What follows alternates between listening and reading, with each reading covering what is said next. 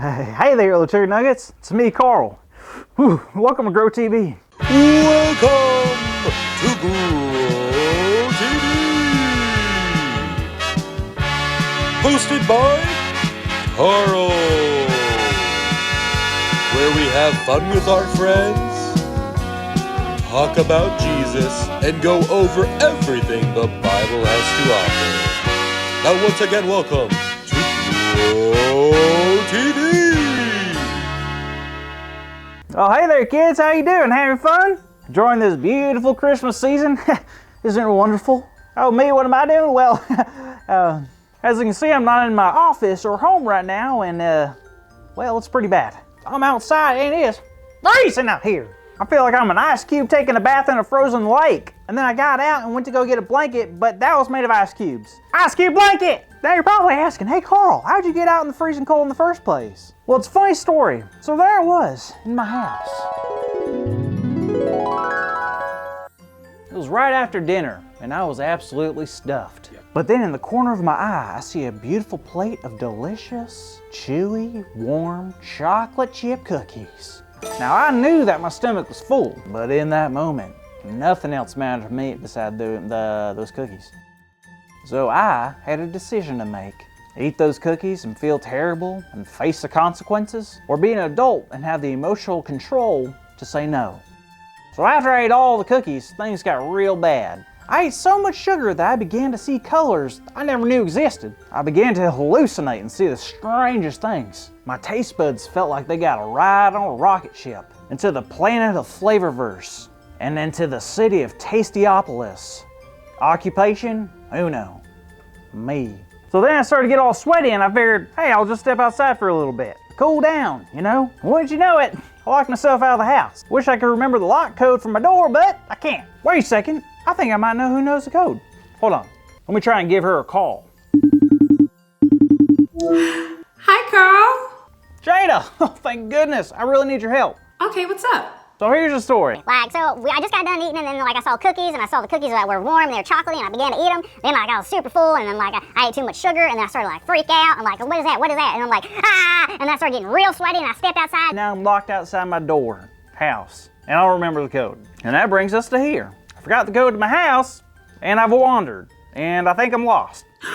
Oh no, you're lost. Well, I guess that kind of makes you a little like Jesus, huh? What do you mean? Jesus got lost? Well, sorta. Do you remember the story of Jesus at the temple in Luke chapter 2? I certainly don't, and well, I don't have a Bible. Do you mind telling me about it? Sure thing. So Mary and Joseph took Jesus, who was 12 at the time, into Jerusalem where there was a festival happening. Oh, cool. Once the festival was over, Joseph took him and his family home. What a fun family trip. Well, it wasn't until Mary and Joseph got home that they realized Jesus wasn't with them. What? Jesus is missing? The Son of God is missing. How could they let this happen? It was an honest mistake. They thought he was with them the whole time because the company or caravan that they were with was really big. 3 days later, Mary and Joseph went back to Jerusalem and found Jesus. And guess where Jesus was? I bet it isn't in the middle of a blizzard.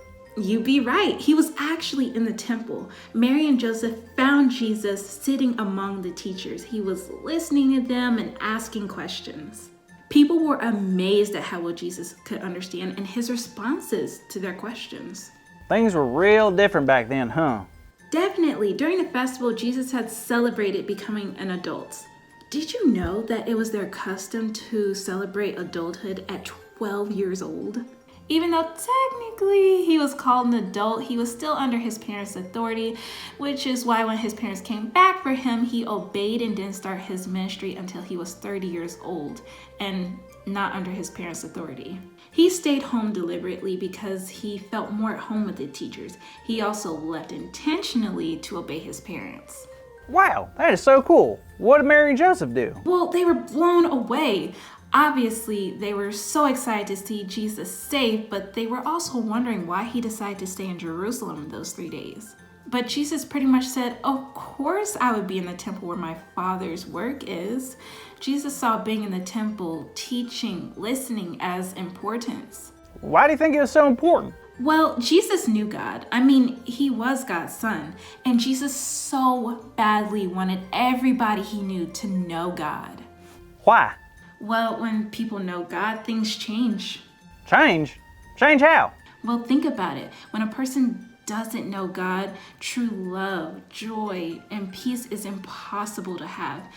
But when we do know God, all that and so much more is given to us. Whew. Man, I guess you're right. I can totally see why Jesus wants people to know God. Well, I have a Christmas present for y'all, and it's a big idea. Our big idea is Jesus came so the world would know God. So let's say it out loud on the count of 3. Ready? 1, 2, 3. Jesus came so the world would know God. Yes! Yes! Yes! I tell you what, I haven't learned that much since I was at the Macaroni and Cheese Museum. Wait, that's it! My code for my house! When I was at the Mac and Cheese Museum, I ate 213 bowls of mac and cheese. It was a world record. My code is 213. Wow, what would I do without y'all? Thank you so much. Now I'm gonna go inside and defrost my face now, so see you next week. Thank you for watching, and tune in next week for a new episode of Bro TV.